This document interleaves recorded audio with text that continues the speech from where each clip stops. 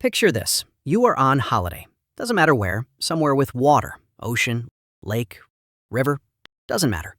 You walk up to the edge, you look out, and something happens that you did not schedule and did not expect.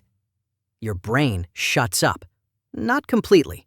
But that thing it was doing, the loop, the list, the unfinished conversation you have been replaying for 4 days, it just quietly stops. You are standing there doing absolutely nothing, staring at water moving around, and you feel better than you have felt in 3 months of yoga, journaling, and expensive supplements combined. And then you go home, and within 48 hours, you are back to the loop. You probably told yourself it was the holiday, the time off, the absence of emails. And sure, that helped. But here's the thing. It was the water.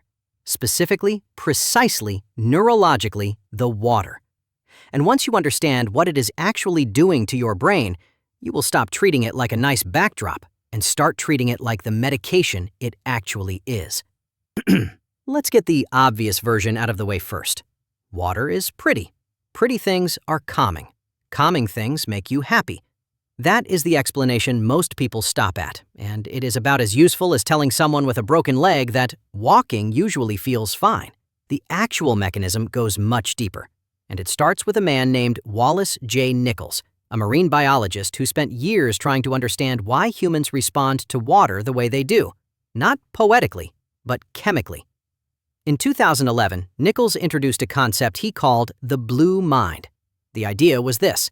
Water triggers a measurable shift in brain activity, not a metaphorical shift, a measurable one. Cortisol drops, heart rate drops, blood pressure follows. The amygdala, your brain's built-in alarm system, the thing that has been quietly screaming since you opened your emails this morning, dials down its output. The prefrontal cortex, responsible for the anxious future planning that keeps you awake at 2 a.m, loosens its grip. You are not imagining the feeling at the water's edge. Your brain is physically changing state, like switching from a dial-up connection to something that actually works. But here is where it gets genuinely strange. The effect is not about the view. It is about what water does to your senses, all of them simultaneously, and why your brain responds to that exact combination the way it does. The sound of water is what researchers call fractal noise, irregular but patterned, unpredictable enough to hold your attention, predictable enough to never alarm you. It is the acoustic equivalent of the campfire. Your nervous system can track it without bracing for it. The visual movement does the same thing. Constant, never threatening, always changing, but never sudden. And ocean air carries negative ions at concentrations far higher than inland environments. And negative ions, in multiple studies, increase serotonin and reduce symptoms of depression. Your brain is being hit from 3 directions at once: sound, vision, chemistry. And all 3 are saying the same thing. You are safe. You can stop now. Here is why. For hundreds of thousands of years, water meant survival. Finding it meant you would drink, eat, and live another day. Your ancestors who felt calm near water stayed there, rested there, recovered there.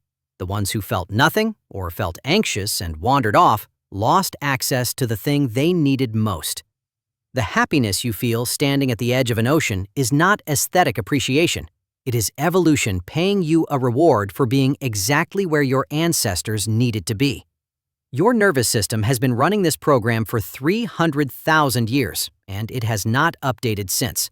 It does not know you have running water at home. It just knows water is here.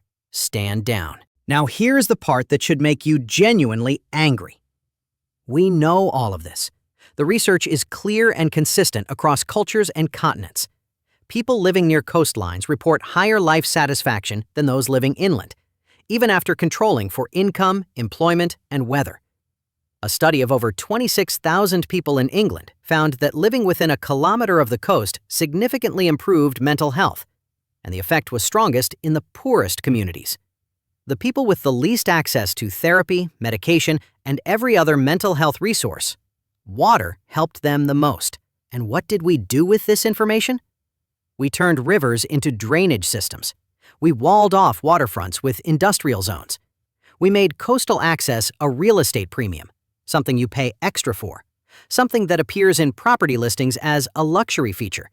something that the people who need it most can almost never afford. The most powerful, cheapest, most universally effective mental health tool we have found, and we priced it out of reach and called it a view. Here is the good news. You do not need an ocean. The Blue Mind effect works on rivers, lakes, ponds, urban fountains. Even the recorded sound of running water produces measurable reductions in stress hormones. Your brain is not checking the postcode. It is responding to a signal. And that signal does not require a flight to the Maldives. Find the water nearest to you. Go there. Not with headphones, not with a podcast, not with your phone out to take a photo for somewhere. Just go and stand there and let your nervous system do what it has been trained to do for 300,000 years. It already knows what to do when you get there.